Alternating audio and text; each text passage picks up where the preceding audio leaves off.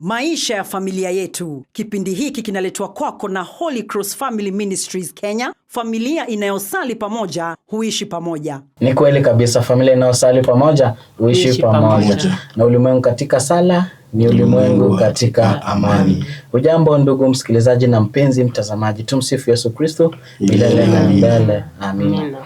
Na kukaribisha katika kipindi cha maisha ya familia yetu usiku wa leo, ikiwa ni tarehe 17 mwezi wa 3 mwaka wa 2024. Hiki ni Radio Amini 88.3. Jina langu ni Thomas Amisi. Ndugu na mpenzi mtazamaji, nakaribisha tena katika kipindi hiki chetu. Na natumai umeweza kuwa na siku njema, umeweza kuhudhuria misa ya kwako. Mwenyezi Mungu kuhudhuria katika jumuiya, ukatembea katika vikundi kadhaa na tukaweza kupatana usiku wa leo.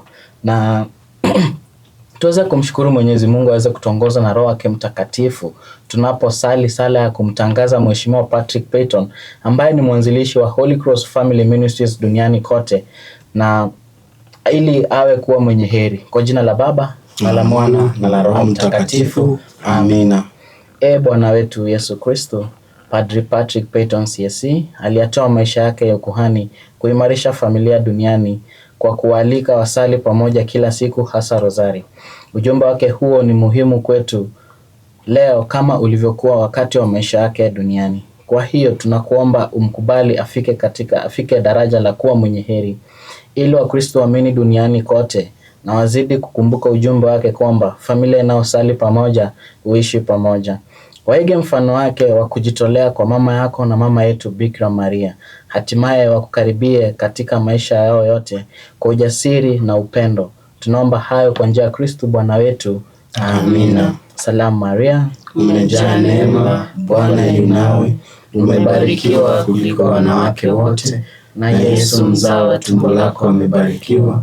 Maria mtakatifu, mama wa Mungu, utuombee sisi wakosefu, sasa na saa ya kufa kwetu. Amina. Sala ya Baba Mtakatifu Francisco kwa Mtakatifu Yosefu. Salamu mlinzi wa mkombozi, mume wa Bikira Maria aliyebarikiwa. Kwako Mungu amekabidhi mwanawe wa pekee, ndani yako Maria aliweka tumaini lake, na wewe Kristo alikuwa mtu. Mbarikiwa Yosefu, pia kwetu jionyeshe Baba, na utuongoze kwenye njia ya uzima. Pata neema, rehema na ujasiri kwetu, na utulinde kwa maovu yote. Atukuzwe Mungu Baba na Mwana na Roho Mtakatifu, kama mwanzo na sasa na siku zote na milele. Amina. Atukuzwe Mungu Baba na Roho Mtakatifu, kama mwanzo na sasa na siku zote na milele. Amina. Atukuzwe Mungu Baba na Mwana na Roho Mtakatifu, kama mwanzo na sasa na siku zote na milele. Amina. Kwa jina la Baba na la Mwana na Roho Mtakatifu. Amina. Ndugu msikilizaji, asante sana kwa kutufuatilia katika kipindi hiki chetu cha maisha ya familia yetu usiku wa leo. Na iwapo ulikuwa ukifuatilia vipindi vilivyopita, tumeweza kuzungumza who is an ambassador of St. Joseph. Wewe umeshakuwa balozi wa mtukufu wa Mtakatifu Yosefu, na mimi mwenyewe nahitaji kuwa balozi wa Mtakatifu Yosefu. Na tunashukuru wale ambao waliweza kutazama vipindi vyetu na kutusikiza katika kipindi chetu cha maisha ya familia yetu. Na ujue kwamba kipindi hiki kinaletwa kwako kwa hisani ya Holy Cross Family Ministries, ambao wanahifadhiwa na shirika la Msalaba Mtakatifu. Holy Cross Family Ministries wanafanya huduma kadhaa za kutembelea mafamilia, kufanya misa, kufanya workshops kama za kufundisha zaidi kuhusu retreats, workshops, domestic violence, alcoholism, parenting, family prayer, family tree, conflict management, single mothers, firstborn place, na widows na kadhalika. Vile vile iwapo unatuhitaji ama unataka tukutembelea katika parokia yenu, unaweza kutupigia. Nambari yetu ya simu ni 0713439596, 0713439596. Na usiku wa leo tuko na mada ambayo tutazungumzia kuhusu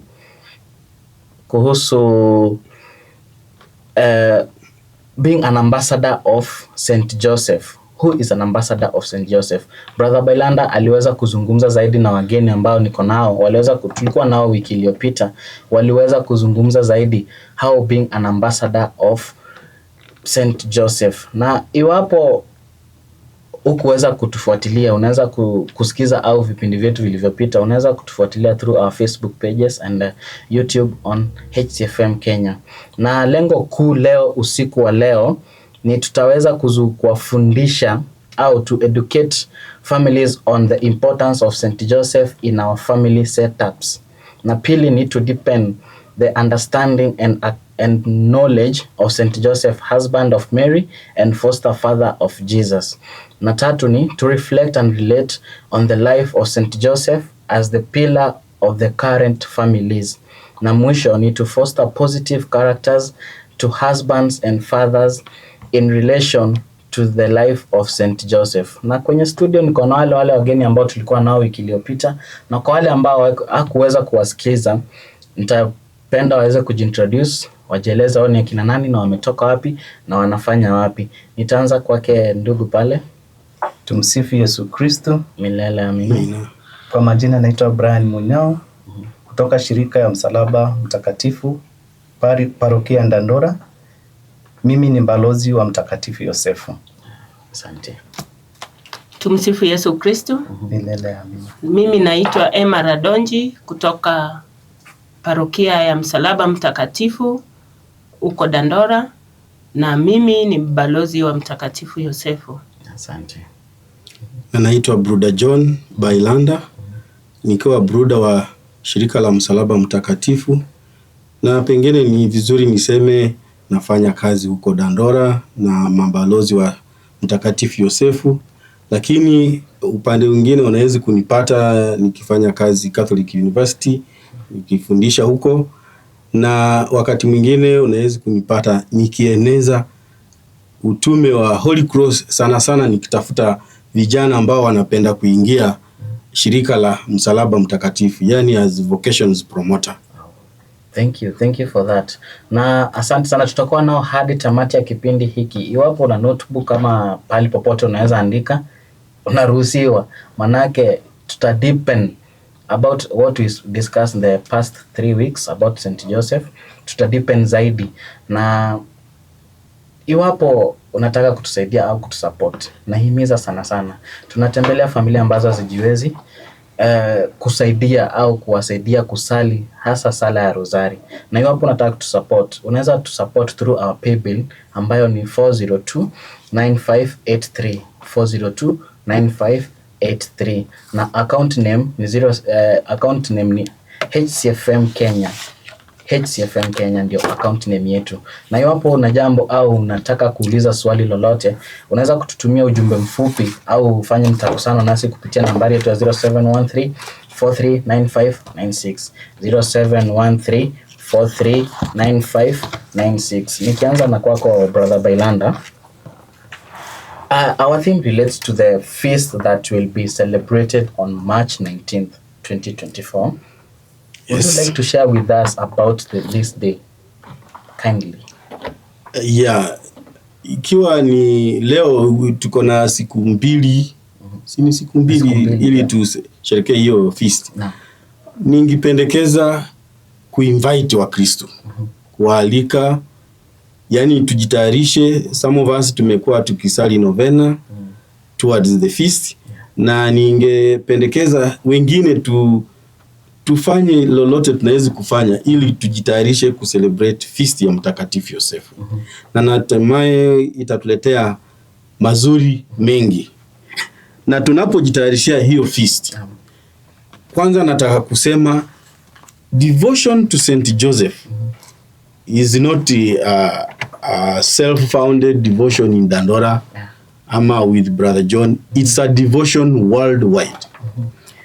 Kama bruda wa Holy Cross, ninajua kuna mtakatifu bruda Andrea Bassett ambaye aliishi Canada, ambaye alieneza devotion to St. Joseph duniani kote, na sana sana akijenga kanisa kubwa mahali watu wanaweza kuja kuomba na kujua na kuelimishwa kuhusu the intercession of St. Joseph.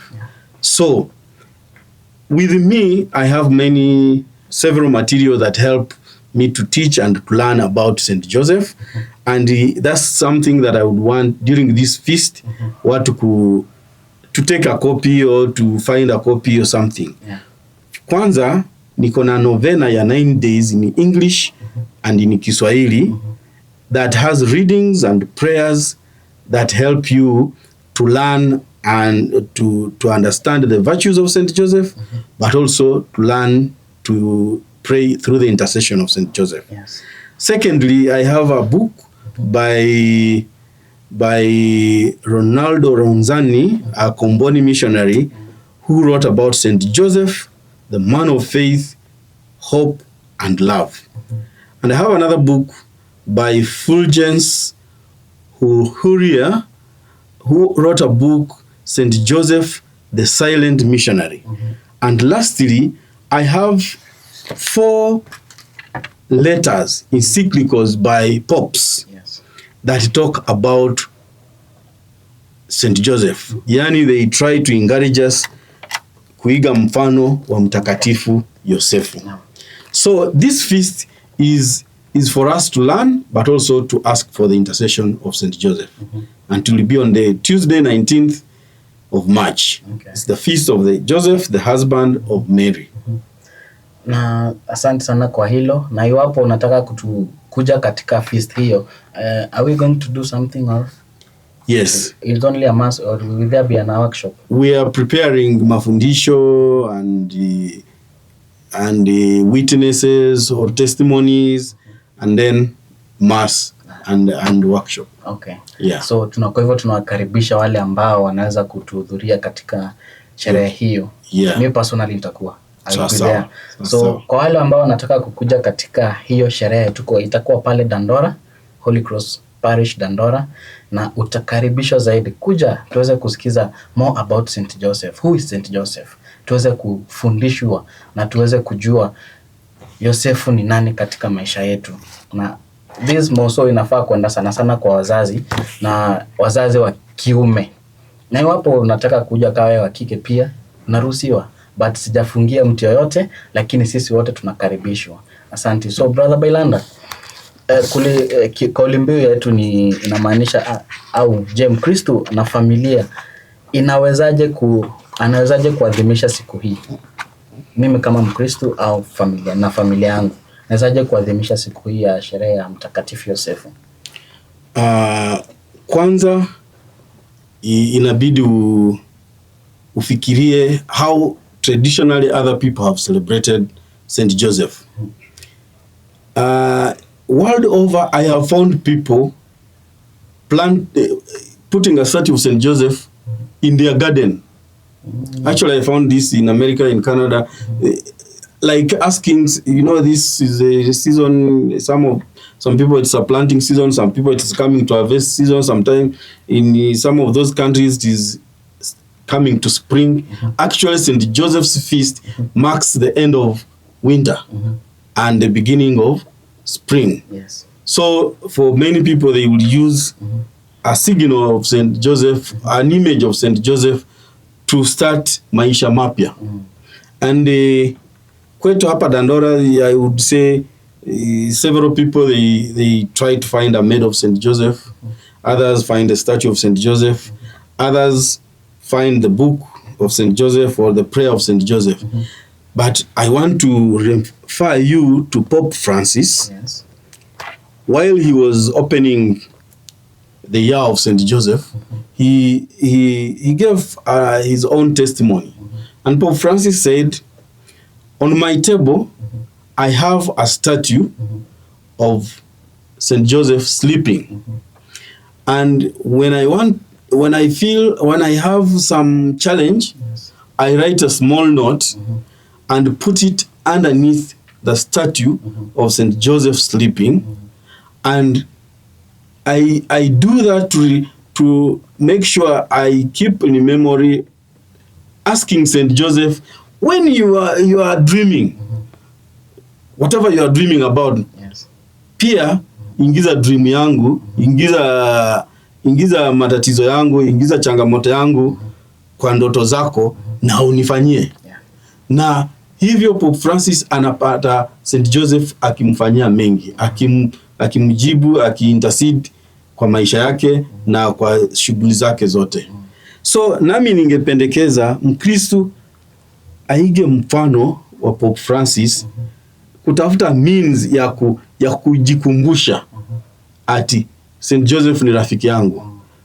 Mimi kama bruda wa Holy Cross nilipofanya nadhiri zangu, nilipopeana nadhiri zangu za mwisho, nikapewa medali ya Mtakatifu Yosefu, and I keep it to my chest. Yes. Knowing each time nataka kumwambia Yosefu nikumbuke, niombee, nisaidie.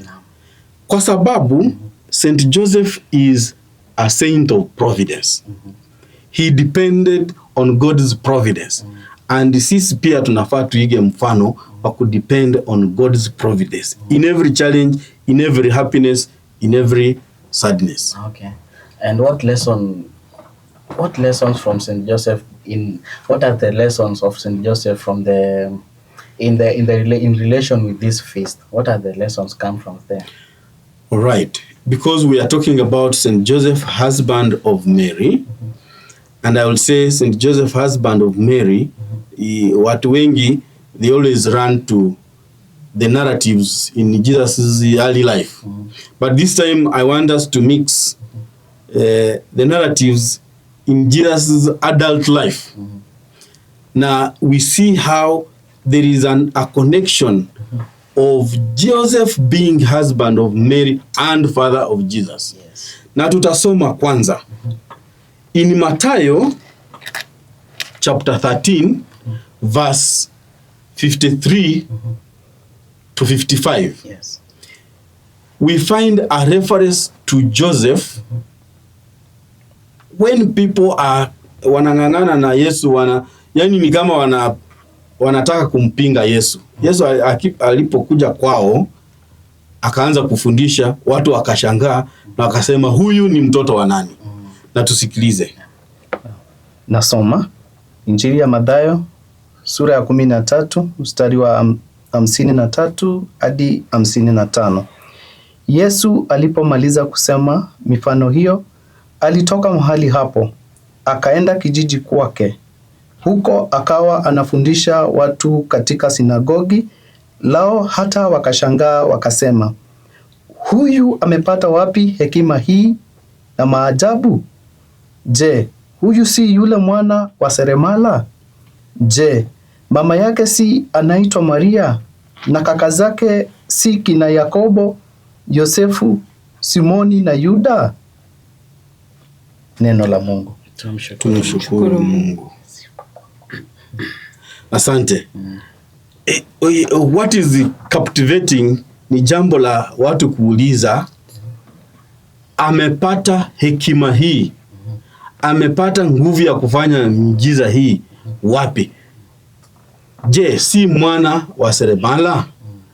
Na pengine watu wengine watasema sasa mwana wa seremala mgani? Lakini nataka kusema mwana wa seremala ambaye amekuwa identified kama mtoto wa Maria, inamaanisha mume wa Maria ndiye alikuwa seremala. Na ni kama watu wanamdharau, wanasema mwana wa seremala hawezi kuenda shule nzuri ya kuelimishwa vizuri. Kwa hivyo seremala ni kama alikuwa mtu wa chini. So ni kumdharau seremala, hawezi kupata pesa, hawezi kupata mali ya kulipa walimu wa kuelimisha watoto. Pengine ni kwa admit ati seremala hawezi kufundisha mtoto wake. Na sasa ikiwa ni mtoto wa seremala ambaye tumepata akona hekima, tunafaa tutafute aliipata wapi. So in the Gospel of Mark, chapter 6, tunaambiwa sasa huyo mtoto wa seremala yeye pia ni seremala. Na tutasoma na Injili ya Marko sura ya 6 mstari wa 1 hadi wa 6. Yesu aliondoka hapo akaenda katika kijiji chake, akifuatwa na wanafunzi wake. Siku ya Sabato ilipofika, alianza kufundisha katika sinagogi. Wengi waliomsikia walishangaa wakasema, "Je, ameyapata wapi mambo haya? Ni hekima gani hii aliyopewa?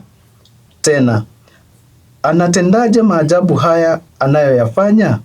Je, huyu si yule seremala, mwana wa Maria, na ndugu yao kina Yakobo, Yose, Yuda na Simoni? Je, dada zake si wanaishi papa hapa kwetu?" Basi wakawa na mashaka naye. Yesu akawaambia, nabii hakosi heshima isipokuwa katika nchi yake na jamaa zake na nyumbani mwake. Neno la Bwana. Sifa kwako ee Kristo. So what I wanted to connect is when Jesus was called mtoto wa seremala in the Gospel of Matthew, vile vile in the Gospel of Mark anaitwa seremala, kumaanisha Jesus mastered the trade of his foster father. Yes. And not only mastered it, he loved it, he used it to take care of maisha yake na maisha ya familia. Kwa sababu Yosefu alipokufa, anamaanisha Yesu aliendeleza na hiyo kazi take care of his mother using that trade. Okay. Hiyo ni kitu ya hekima, yani a child needs to learn the trade of the father. Yes. And if it is not, it should be some virtue from your father. Okay. Thank you for that. Acha tutachukua mapumziko mafupi, kisha tukirejelea tutaendelea na mazungumzo zaidi. Tilia manani kile ambacho unafunzwa. Asante. Unasikiliza Maisha ya Familia Yetu, kipindi kinacholetwa kwako na Holy Cross Family Ministries Kenya. Ndugu msikilizaji na ndugu mtazamaji, karibu katika awamu yetu ya pili ya Maisha ya Familia Yetu usiku wa leo. Kama kawaida nilikuwa nasema Holy Cross Family Ministries tunafanya, we foster, we inspire and promote. And promoting in terms of what? Tunapromote kama kupatiana rosari, kutembelea familia, kufanya misa, wagonjwa, tunawatembelea vile vile. Na iwapo unataka tukutembelee katika parokia yenu, unaweza kututumia ujumbe wako au tutembelee katika ofisi zetu pale Dandora opposite Ushirika Secondary School. Na iwapo unataka kutuzungumza nasi kuhusiana na hilo, unaweza tutumia ujumbe mfupi kupitia nambari yetu ya 0713439596 0713439596. Sitazungumza zaidi manake we have a lot to do in this last session. Na Brother Bailanda, ulikuwa unazungumzia kuhusu Yesu kutengwa au kuachwa kutokana na watu walikuwa wanasema kwamba ati Yesu afanyi kulingana venye Josefu alikuwa anafanya. Unaweza elezea zaidi kutokana na maisha ya leo, day to day life? Unaweza tuelezea zaidi kuhusiana na hilo? Yes. Na nilikuwa msikilizaji, nilikuwa nimesema in two gospels, Yes. Yesu anajulikana kama mtoto wa seremala. Na watu wanabishana mtoto wa seremala alipata hekima wapi? Yes. Alipata nguvu ya kufanya miujiza wapi? Na kwa injili nyingine ya Mark wamesema huyu ni seremala. Lakini in both cases wanamconnect na baba yake na mama yake. Mtoto wa Maria seremala, mtoto wa Maria mtoto wa seremala. Yes. Na nataka tujue kwa injili ya Luke ndio sasa wanatamka, wanasema mtoto wa Yosefu. So tusome kidogo kwa injili ya Luke, ni chapter 4. Injili ya Luka sura ya 4 mstari wa 21 hadi 23. Nasoma. Naye akaanza kuambia, andiko hili mlilosikia limetimia leo. Wote wakavutiwa sana naye, wakastaajabia maneno mazuri aliyosema. Wakasema, je, huyu si mwana wa Yosefu? Neno la Mungu. Sifa kwako e Kristo. Kumbuka msikilizaji, these three readings zimetueleza kwamba Yesu alikuwa anafundisha makwao. Yani mahali kijiji aliishi na amekuwa wakimjua. Sasa hao watu ambao wamemjua sana ni kama hawajajua alienda kwa shule gani, alienda kwa mwalimu mkuu mgani, juu wanasema hii hekima ameipata wapi. Na hiyo ndio nataka tujue wa baba wa siku hizi. Watu wakiuliza mtoto wako, hizi tabia nzuri zimetoka wapi? Hiyo inafaa iwe kitu ya kujivunia huyo mtoto, kwa sababu ni kama yale ameiga kwako ndio sasa watu wa kijiji wanaona. Ikiwa mtoto wako ni radio presenter kama Thomas, watu wanafaa waone baba yake, ati baba yake alifanya yale mazuri kumwelimisha. Mbona Thomas sasa ni mtangazaji, ni radio presenter? Na ikiwa mtoto wako ni lawyer mzuri, sijui kama nani, inafaa watu wakumbuke baba yake alifanya yawezekanayo kumwelimisha vizuri. Ikiwa mtoto wako ni daktari, ikiwa mtoto wako ni padri, ni bruda, ni sister, ni mama mzuri, ni MCA, iwe vizuri wakimsifu, unajua wanasifu mzazi. Na hiyo ni jambo tunafaa tupe. Lakini watu wakisema huyu mtoto tabia mbaya alizipata wapi? Kumbuka wanaongelea wewe. Alizipata kwa familia yako na kwa jirani zako. Pengine hata watu wa jirani wa mtu wanafaa waanze kujiuliza, ikiwa wanasemekana ati huyu mkora anatoka wapi? Mjue hata watu wa kijiji mnaongelelewa. Kitu kingine nataka kufundisha hizi, tunapoongea kuhusu Yosefu mume wa Bikira Maria, kwanza tumeona watu wakiongea kuhusu Yesu wanarifa kwa mama yake, na baadaye wanarifa kwa baba yake. Kitu kingine nataka tujue, na nilikisema last Sunday, hii jambo ya Yesu kuwa na hamu, kuwa na zeal, hata until akafukuza watu kutoka nyumba ya baba yake kwa sababu wanaichafua, wanaifanya mabaya, wanaleta confusion huko. Ni jambo la kukumbuka Yesu alifundisha kuhusu nyumba ya baba yake. Na alifundisha kuhusu nyumba ya baba yake aje. Nataka niwarudishe kwa story in the Gospel of Luke. Wakati wazazi wa Yesu walienda Jerusalem, na kwa Kiswahili tunasema walikuwa na desturi ya kuenda Jerusalem wakati wa Pasaka na wakati wa feasts zingine. Sijui utatusomea Luke chapter 2. Yes, nasoma Luka, Injili ya Luka sura ya 2 mstari wa 39 hadi 40. Nasoma, hao wazazi walipokwisha fanya yote yaliyoamriwa na sheria ya Bwana, walirudi makwao Nazareti, wilayani Galilaya.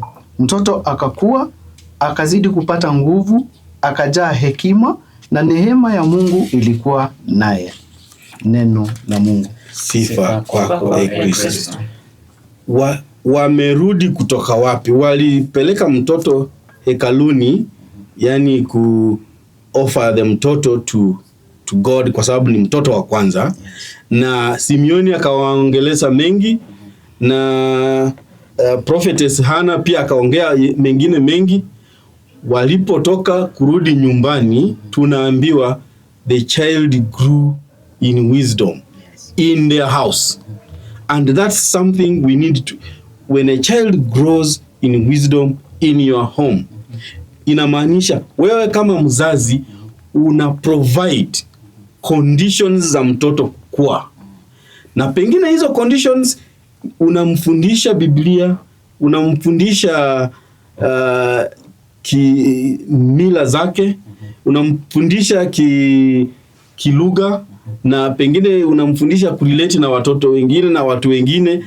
Unamfundisha hizo tabia ambazo akitokana kwa the public, watu watajua huyu mtoto amelelewa mahali pazuri.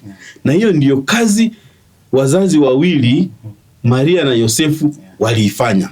Na tunapotoka hapo, then tukumbuke wakati walipata huyu mtoto hekaluni, pengine akawapa swali ambalo hawakujibu vizuri, hata jua vizuri, lakini tena na ni mtoto wa 12 years, wakaenda nyumbani na huyo mtoto. Na tusikilize. Injili ya Luka sura ya 2 mstari wa 48 hadi 52. Nasoma. Wazazi wake walipomwona walishangaa. Maria mama yake akamuuliza, "Mwanangu, kwa nini umetutendea hivyo? Baba yako na mimi tumekuwa tukikutafuta kwa huzuni." Yeye akawajibu, "Kwa nini mlinitafuta? Hamkujua kwamba inanipasa kuwa katika nyumba ya baba yangu?" Lakini wazazi wake hawakuelewa maana ya maneno aliyowaambia. Neno la Mungu. Sifa kwako Kristo. Kwa hivyo nataka kumalizia hivi. The zeal ambaye Yesu alikuwa naye kusafisha nyumba ya baba yake, kutoa watu ili wasije wakaiharibu. Hiyo zeal ni kitu imejengwa, ni kitu imekuwa built up in him na wazazi wake. Na hiyo ni kitu ya kumaanisha wazazi wake walikuwa na imani kubwa, ili hiyo imani wakaiwekwa kwa mtoto wao, na mtoto wao akazidi, yani alipokuwa akajionyesha kusema ako na zeal ya kuona nyumba ya Mungu. Na hiyo hizi mwanzo wa mzazi kuwa kufundisha mtoto, kuelimisha mtoto na kumpa hiyo dini ambayo inafaa. Asante kwa hilo. Na ndugu msikilizaji, umeanza kusikiza, wewe kama mzazi una mtoto, kuna jukumu la kumtunza mtoto wako katika imani, masomo na hata day to day life. Uko na jukumu la kufanya hilo. Nikikuja kwako Bwana Brian, in our today life, lifestyle men are seen not to be responsible in their duties. Yes. How can St. Joseph play part to strengthen their day to day life? Okay. Wababa wa siku hizi kweli ni kweli, kwa hakika wengi hawachukui majukumu ya kifamilia kama kitu ya maana sana, na wengine sana wanapenda kuogopa hayo majukumu. Ningewahimiza tusome kutoka kwa huu mtakatifu Yosefu, ambaye alichukulia hii familia ya Nazareti kwa nguvu, yani in a serious way. Hakuweza kuwatekeleza ama kuacha ama kukana majukumu yake. Alifanya chochote alichohitajika kufanya kama yeye baba.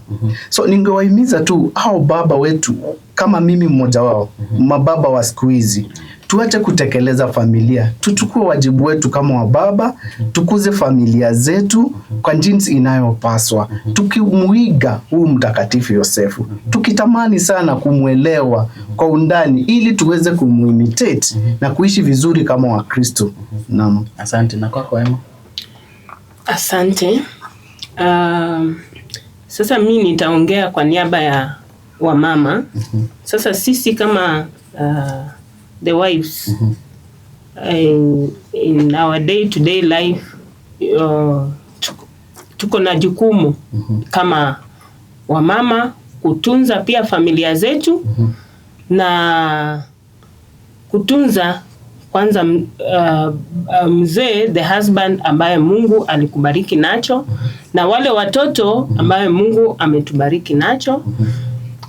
Tunafaa tutunze, tunafaa kuwapikia.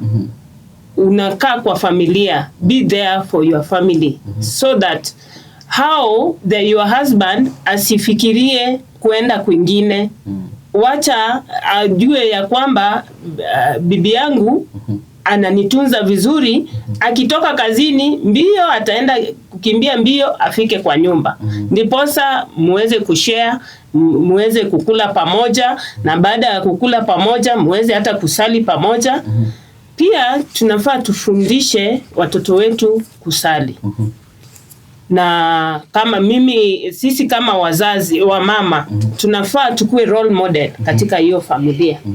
na wakiona mama anasali, yani anapenda sala sana, hata the husband will copy. Even the children will be watakuwa watu wa kusali kama mtakatifu vile tumeona mfano ya mtakatifu Yosefu vile alivyofanya katika familia yake. Okay, thank you. Asante kwa hilo. Na Brian, now what makes St. Joseph so special to husband and as a father? Huyu baba ni baba tuseme mnyenyekevu. Ni baba ambaye kwa njia ya kipekee anatuonyesha karakta zingine ambazo ni ngumu sana, ni nadra sana kuzipata kwa wanadamu wa kawaida. Lakini yeye mwenyewe tuseme ni neema ya Mwenyezi Mungu. Kwa uwezo wa Mwenyezi Mungu anapata hizo neema ya kuwa baba wa kipekee. Kwa hivyo huyu baba naweza sema somehow ako na extraordinary characteristics za mwanaume ambazo pia mimi ningetamani sana niweze kuzipata. Ndio hili niweze kuishi ama kutunza ile familia yangu kama yeye mwenyewe vile alivyotunza. Tumesoma vizuri sana. Brother ametueleza vile alimfundisha mtoto Yesu. Ito Yesu alikuwa anaulizwa nao walikuwa wanamkataa, kilikuwa kimetokana na huyu baba. Sasa mimi nafaa kujitafakari mimi kama mbaba. Wale watoto wangu, je, nimewafundisha?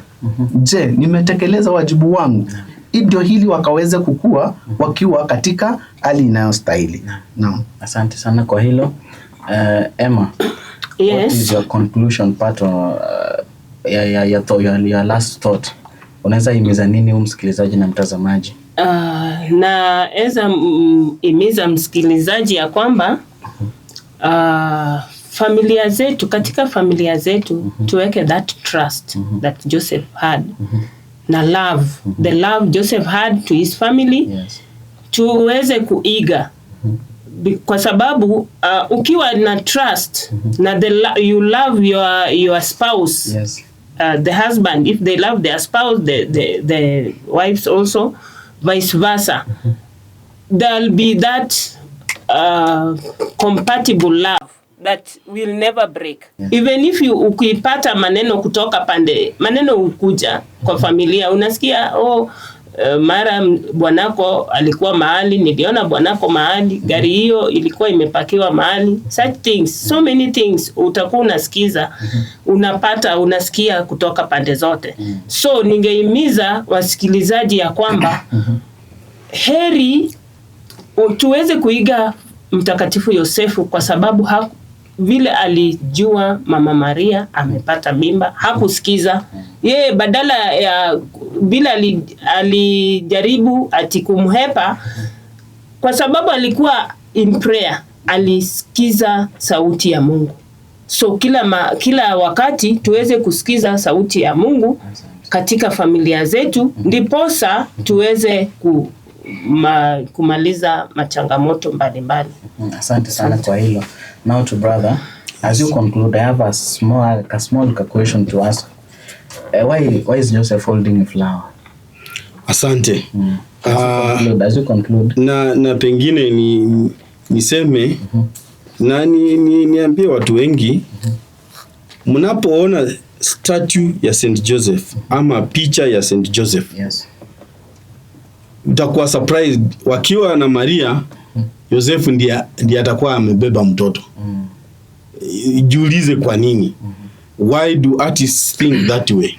Yes. Lakini hii mambo ya flower, this flower is a special flower.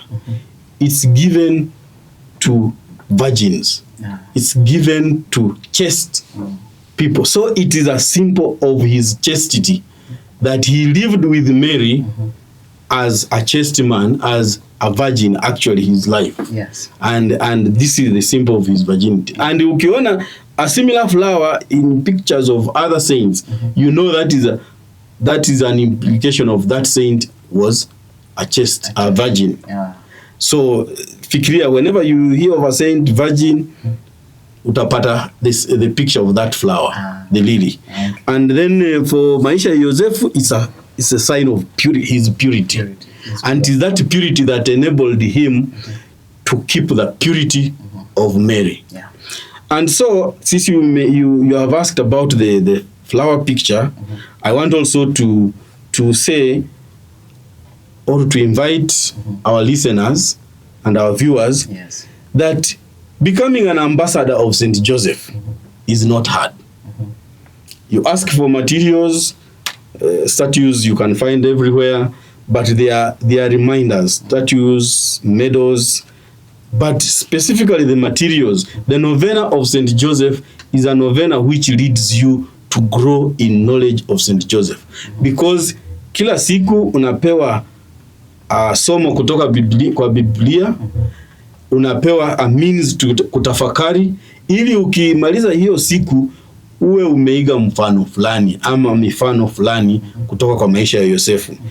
Kitu ya pili, tukumbuke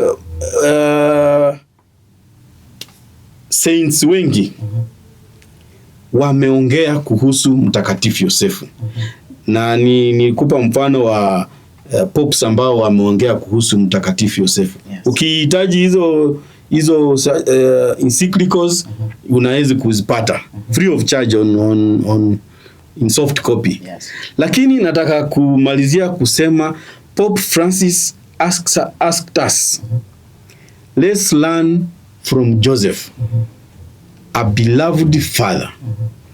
Yani, if a child starts talking of a beloved father, you know there is something special the father has done. But when a father talks of a beloved child, pengine anaanza ubaguzi kwa watoto. Maybe anataka kusema other children are not beloved. Sometimes we as children we can do something to make ourselves beloved by the father. And that's healthy. An obedient father, sometimes I think we need to know he was obedient to God, to Mary, and to Jesus. That akatimiza jukumu lake kwa hao wote. He is an accepting father, and that accepting father is the virtue of being a foster father. To accept the child Jesus as his child. And Pope Francis tells us he's a working father. Working. And his work is as a parent. And lastly, he's a father in the shadows. And maybe nikimalizia nataka kusema Yosefu aliweka a shadow over his family to shield them as God would have shielded them. He gave them that protection, he gave them that guidance, he gave them that love that God would have used to love God's son. And so Joseph represents to us a father, a godly figure in that family. And all of us need to become children and friends and ambassadors of St. Joseph. Thank you for that. Thank you. Asante sana kwa hilo. Mungu aweze kuwabariki. Before tumalize, I think we should say the prayer for St. Joseph. And as we say that prayer, I think we need to share the English one. I want us to remember, in the middle of that prayer, there is a section which says, Blessed Joseph, to us too. And each one should be saying, to me too. Show yourself a father. And that's what makes St. Joseph, beloved. So tusali pamoja kwa jina la Baba na la Mwana na la Roho Mtakatifu. Amina. Hail, guardian of the Redeemer, spouse of the Blessed Virgin Mary, to you God entrusted his only Son. In you Mary placed her trust. With you Christ became man. Blessed Joseph, to us too, show yourself a father and guide us in the path of life. Obtain for us grace, mercy, and courage, and defend us from every evil. Amen. Thank you. Familia inayosali pamoja huishi pamoja. And a world at prayer is a world at peace. Asanteni sana. Mungu aweze kuwabariki. Thank you Brother Bailanda. Thank you for your time. Najua kuna kazi mingi za kufanya, lakini umeweza kutenga muda wako kuja kufundisha wasikilizaji na watazamaji kuhusu being an ambassador of St. Joseph na kuhusu mtakatifu Yosefu ni nani. Asante kwa hilo, na to Emma na Brian, asanteni sana, na najua next time tukiwahitaji msikuwe na wasiwasi, bila tatizo yoyote mweze kuja tuweze kuhudhuria pamoja na tuweze kuwafunza wasikilizaji na watazamaji. Asanteni sana. Mungu aweze kuwabariki. Ndugu na mpenzi mtazamaji, tumefika tamati ya kipindi chetu cha leo. Tuweze kupatana wiki ijayo sana wakati kama huu. Na iwapo unataka kutembelea kwenye ofisi zetu, tuko pale Dandora, opposite Ushirika Secondary School. Na misa kila siku ya Jumanne, Jumatano na Ijumaa tunafanya misa zetu kuanzia saa 3:30 hadi around saa 4:30 hapo. Na unakitaka kumtembelea mkurugenzi wetu, yupo pale kutoka Jumanne hadi Ijumaa, kuanzia baada ya misa hadi around saa 7 hapo. Tuweze kupatana wiki ijayo. Mimi wenu Thomas Hamisi. Mungu aweze kubariki na muwe na wiki njema. Asanteni. Kwa jina la Baba na la Mwana na la Roho Mtakatifu. Amina. Umekuwa ukisikiliza ujumbe wa maisha ya familia yetu ukiletwa kwako na Holy Cross Family Ministries Kenya. Holy Cross Family Ministries Kenya wanahimiza Wakristo duniani kote kusali pamoja na kuishi pamoja katika familia zao kupitia nguzo 3, yaani imani, sala na ndoa takatifu. Kwa maelezo zaidi, wasiliana nao kwa nambari 0713 439596.